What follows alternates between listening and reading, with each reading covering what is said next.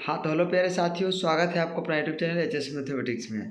चलिए आज हम इस वीडियो में बात करने वाले हैं कक्षा 10 गणित चैप्टर 1 का सभी वीवीआई क्वेश्चन जो कि अक्सर एग्जाम में पूछे जाते हैं। चलिए इसी के साथ आपका पहला क्वेश्चन है जो कि पाई कैसी संख्या है। तो पाई कैसी संख्या है तो आप लोगों को याद रखना है, बिल्कुल भी नहीं भूलना है कि पाई एक अपरिमेय संख्या है। पाई की संख्या है, पाई एक अपरिमेय संख्या है। ध्यान दीजिएगा, पाई की संख्या है तो पाई आपका एक अपरिमेय संख्या है। ठीक है, पाई जो है आपका एक अपरिमेय संख्या है। ठीक है, दूसरा क्वेश्चन आता है कि 3+2√5 एक संख्या है। तो 3+2√5 एक संख्या है। तो 3+2√5 एक कैसी संख्या है? अपरिमेय संख्या, परिमेय संख्या, पूर्णांक संख्या या इनमें से कोई नहीं। तो 3+2√5 एक जो है अपरिमेय संख्या की संख्या है। तो ये आप एक अपरिमेय संख्या है। ठीक है, तो किसी के साथ अब अगला क्वेश्चन आता है कि अगला क्वेश्चन नंबर 3 आपका है कि निम्न में कौन सा परिमेय संख्या है। निम्नलिखित में कौन सा परिमेय संख्या है? तो आप एक बार बता सकते हैं कि देखिए पाई तो आपका अपरिमेय संख्या है। √7 भी आपका अपरिमेय संख्या 3 इंटू √3/√2 ये भी अपरिमेय संख्या है। तो आपका जो परिमेय संख्या हो जाएगा आपका हो जाएगा √16/√25। ये आपका 16 का 4 और 25 का 5 निकल जाएगा। तो ये 5 4 5 ये आपका परिमेय संख्या कहलाएगा। ठीक है, नेक्स्ट अगला क्वेश्चन आता है कि निम्नलिखित में कौन परिमेय संख्या है। निम्नलिखित में कौन परिमेय संख्या है? तो आप देख सकते हैं कि निम्नलिखित में कौन परिमेय संख्या है। तो आप देख सकते हैं कि आप देखिए अगर इसका बाहर बात की जाए तो ये आपका हो जाएगा 81/√81/91। ये आपका 81 तो बाहर निकल जाएगा रूट से, लेकिन 91 बाहर नहीं निकल सकता। दूसरी बात आता है कि ये आपका जो है √91/51 ये भी आपका रूट से बाहर नहीं आएगा। तो ये आपका देखिए अगला ए नंबर ऑप्शन में है 49/64। 49 क्या है? 64, जो कि उस 49 का 7 निकल जाएगा और 64 का आपका निकल जाएगा आपका 8। तो ये आपका क्या हो गया? परिमेय संख्या कहलाएगा। ये आपको क्या कहलाएगा? परिमेय संख्या। ठीक है, फिर अगला क्वेश्चन आता है इसी के साथ कि 1.1211211211112 एक कैसी संख्या है? तो अपरिमेय संख्या है कि परिमेय संख्या है कि पूर्णांक संख्या है या इनमें से कोई नहीं। तो ये जो आपका कहलाएगा ये आपका कहलाएगा अपरिमेय संख्या। कौन सी संख्या कहलाएगा बउआ? अपरिमेय संख्या कहलाएगा। ठीक है, फिर अगली क्वेश्चन आती है कि निम्नलिखित में π/2 में क्या है? तो π/2 आपका जो कहलाएगा वो अपरिमेय संख्या कहलाएगा। क्या कहलाएगा? अपरिमेय संख्या कहलाएगा। ठीक है, वो क्या कहलाएगा? अपरिमेय संख्या कहलाएगा। नेक्स्ट अगला क्वेश्चन है आपके बीच कि यदि x² - 5x + 4 = 0 में x का मान क्या होगा? तो x का मान जो होगा एक पूर्णांक होगा। ये क्या होगा? x का मान एक पूर्णांक होगा। x का मान क्या कहलाएगा? एक पूर्णांक कहलाएगा। ठीक है, फिर अगली क्वेश्चन आती है कि √3 एक कैसी संख्या?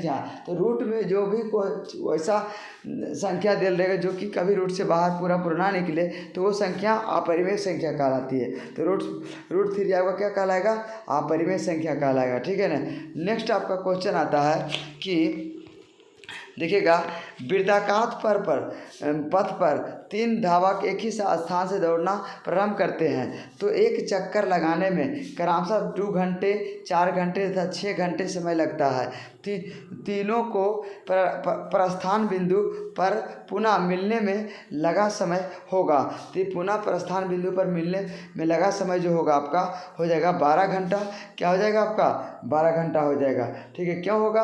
क्योंकि देखिए इस तरीका का अगर आपको कभी क्वेश्चन दिख जाए तो क्या कीजिएगा, सबका आप एलसीएम निकाल दीजिए। 4 ये अब क्या है 2 4 और ये 6। तो आपका 2 4 6 का जो एलसीएम निकालिएगा ये आपका हो जाएगा 12 आ जाएगा। क्या आ जाएगा? 12 आ जाएगा।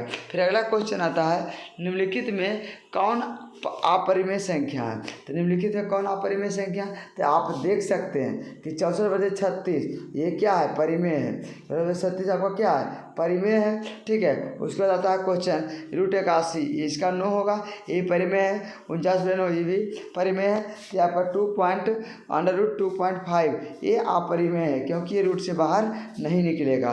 फिर अगला क्वेश्चन आपके बीच आता है कि 2 परिमेय संख्या में दो परिमेय संख्याओं के बीच अधिकतम कितनी परिमेय संख्या होती है? तो कभी भी दो परिमेय संख्याओं के बीच अधिकतम अनंत परिमेय संख्या होती है। क्या होती है? अनंत परिमेय संख्या होती है। ठीक है, फिर अगला क्वेश्चन आता है आपके बीच कि महत्तम समावर्तक ए इंटू बी और लघुत्तम समावर्तक ए बी बराबर क्या होगा? देखिए, महत्तम समावर्तक गुणे लघुत्तम समावर्तक कभी भी होता है तब पहली संख्या गुणे दूसरी संख्या, इसलिए क्या हो जाएगा? ए गुणे बी हो जाएगा आपका राइट आंसर। फिर अगला क्वेश्चन आता है आपके बीच कि संख्याओं 25 और 50 के एचसीएफ और एलसीएम का गुणनफल क्या होगा? तो 25 और 50 के एचसीएफ और एलसीएम का गुणनफल जो होगा वो पहली संख्या गुणे दूसरी संख्या होता है। पहली संख्या गुणे क्या हो जाएगा? दूसरी संख्या होगा। पहली संख्या और गुणे दूसरी संख्या होगा। इसे देख लीजिए कि 25 और 50 का जब हम गुना करते हैं तो ये गुणनफल क्या आता है? 25 25 50 से 1250 आता है। क्या आता है? 1250। तो ये आपका राइट आंसर हो जाएगा। फिर अगला क्वेश्चन आता है आपके बीच, इनमें कौन सी संख्या अपरिमेय है? इनमें से कौन सी संख्या अपरिमेय है? तो आप देख सकते हैं कि √9 आपका परिमेय संख्या है। √9 आपका क्या है? परिमेय संख्या है। दूसरी बात आता है कि √25 भी, ये भी आपका क्या है? परिमेय संख्या है। और √49 भी क्या हो गया? आपका परिमेय संख्या हो गया। ठीक है, √49 भी आपका क्या हो गया? अपरिमेय संख्या होगा। तो ये तो आपका राइट जो आंसर हो जाएगा √20 जाएगा, क्योंकि √20 पूरा कभी भी रूट से बाहर नहीं निकलेगा। तो ये आपका राइट आंसर हो गया बी, ऑप्शन नंबर बी। फिर अगला क्वेश्चन आता है आपके बीच कि निम्नलिखित में कौन परिमेय संख्या है? निम्नलिखित में कौन परिमेय संख्या है? तो आप देख सकते हैं कि आपको बोला गया कि जो ऐसी संख्या जो रूट के अंदर हो और वह पूरा बाहर, जिसका पूरा वर्गमूल ना निकले, वह सभी संख्याएं अपरिमेय संख्या कहलाती है। ठीक है, वह अपरिमेय संख्या कहलाती है। तो देखिए, आप देख सकते हैं, इसे परिमेय पूछा गया तो ये देखिए, ये भी पूरा बाहर नहीं निकलेगा। 49 तो निकल जाएगा, लेकिन 101 का नहीं निकलेगा।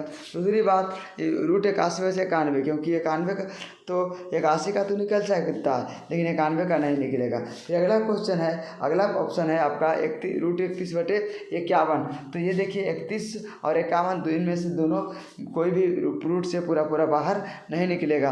तो आप देख सकते हैं जैसा कि यहाँ पर दिया हुआ है आपका क्वेश्चन 49/64, √49/64। तो ये आपका क्या हो जाएगा?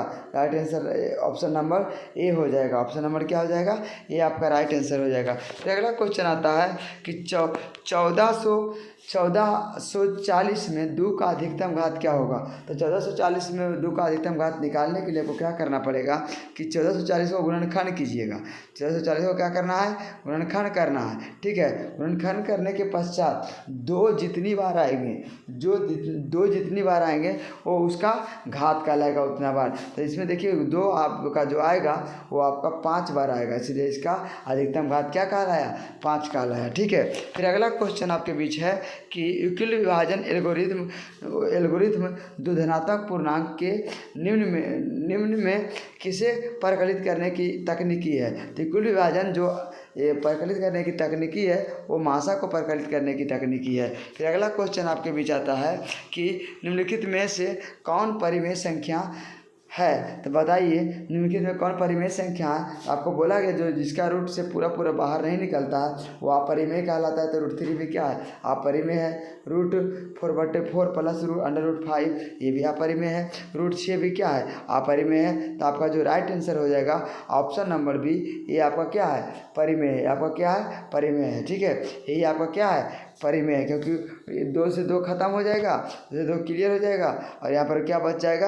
आपका 2 बच जाएगा, 2 जो कि है परिमेय संख्या है। फिर अगली क्वेश्चन आती है कि निम्नलिखित में कौन अपरिमेय संख्या है? निम्नलिखित में कौन अपरिमेय संख्या है? जैसा कि आप देख सकते हैं, √7 क्या है? अपरिमेय है। √7 पूछा गया कि √3 में से कौन अपरिमेय नहीं है? देखिए, √7 अपरिमेय हो जाएगा, ये भी नहीं होगा। तो √3/4 ये भी नहीं होगा। 2/√5 ये भी नहीं होगा। तो आपका राइट आंसर जो हो जाएगा ऑप्शन नंबर डी आपका राइट आंसर हो जाएगा। फिर अगला क्वेश्चन है आपके बीच कि दो क्रमिक सम संख्याओं का HCF क्या होगा। तो दो क्रमिक सम संख्याओं का HCF जो होगा आपका हो जाएगा 2, आपका 2 हो जाएगा। HCF क्या हो जाएगा 2 हो जाएगा। दो क्रमिक सम संख्याओं का HCF 2 होगा, लेकिन दो क्रमिक विषम संख्याओं का HCF 1 होगा। ठीक है, तो आपका राइट आंसर हो गया। फिर अगला क्वेश्चन आता है कि निम्नलिखित में से कौन आभाज्य संख्या है। निम्नलिखित में से कौन आभाज्य संख्या है। जैसे कि आप देख सकते हैं कि ये भी आपका क्या है भाज्य है, ये भी आपका क्या है भाज्य है, और ये भी आपका क्या है भाज्य है, ये भी आपका क्या है भाज्य है। तो आप देख सकते हैं कि √11 क्या है मेरा आभाज्य संख्या है। √11 मेरा क्या है आभाज्य संख्या। तो हमें पूरी उम्मीद है कि आप लोग को ये वीडियो बहुत अच्छा लगा होगा और अच्छे तरीक़ा से समझ में आ गया होगा। तो इस तरीक़ा के और भी वीडियो हम लाते रहेंगे, और जो कि आपके बोर्ड एग्ज़ाम के लिए बहुत ही महत्वपूर्ण होगा। तो आप हमारे चैनल पर यदि नए हैं तो आप हमारे चैनल को सब्सक्राइब कीजिए, वीडियो को लाइक कीजिए और दोस्तों में शेयर कीजिए। जय हिंद।